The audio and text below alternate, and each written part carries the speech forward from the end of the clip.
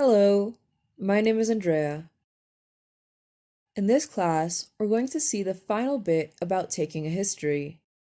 This lesson is divided into 4 parts. In part 1, we'll describe reviewing the systems. In part 2, we'll be asking about the central nervous system. In part 3, we'll talk about patients' ideas, concerns, and expectations. Finally, in part 4, we'll mention some phrasal verbs in history taking. Let's get started. We'll start with part 1, reviewing the systems. Once you know the main reason why the patient wants medical attention, it is sensible to ask about the systems to determine the patient's general state of health and to check for any additional problems. The patient should be encouraged to describe symptoms spontaneously. Initial questions should be open-ended and as general as possible. Follow up with some specific questions if needed, but avoid putting words in the patient's mouth. Open-ended questions could be, what's your appetite like? How's your vision? Closed questions are, have you eaten today? Is your vision ever blurry? Next, we'll see part 2, asking about the central nervous system. These questions are important to check one of the most vital parts of a patient's health. A doctor can ask, do you suffer from headaches? Have you ever had a blackout? What about fits? Have you had any dizziness?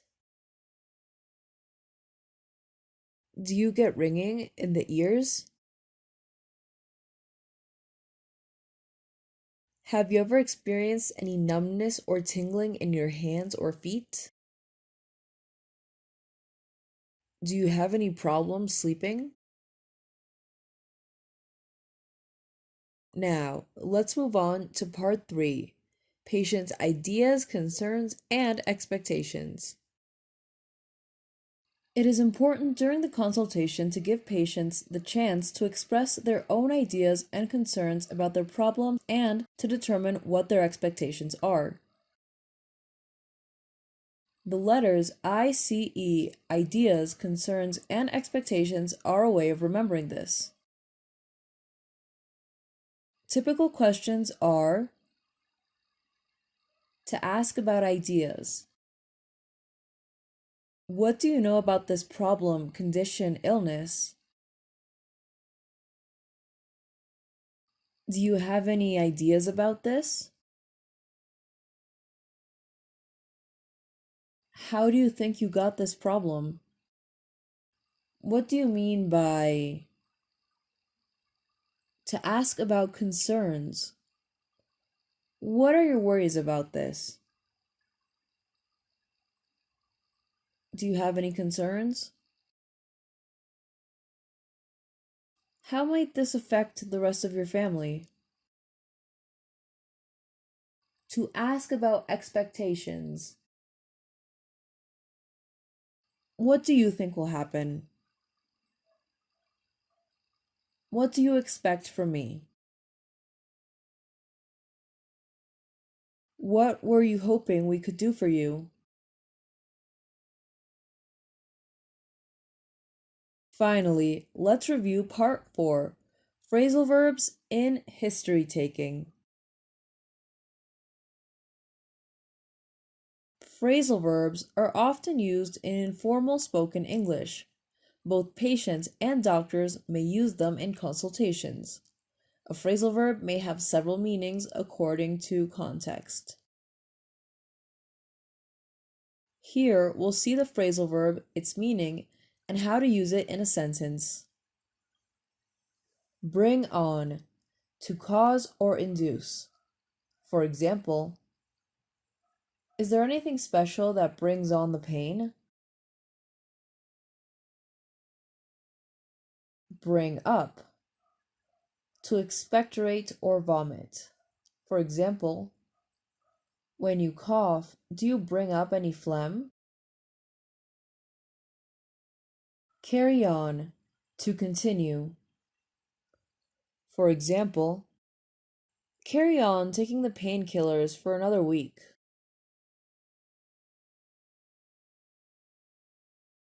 Come on, to commence or start. For example, when does the pain come on? Give up, to stop.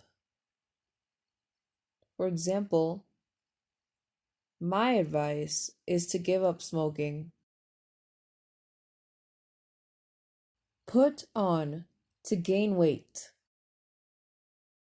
For example, I've put on a lot of weight in the last month or so. Turn out, to happen in the end. For example, she had all the tests and it turned out to be cancer. Turn up, to appear unexpectedly. For example, the rash just turned up out of nowhere.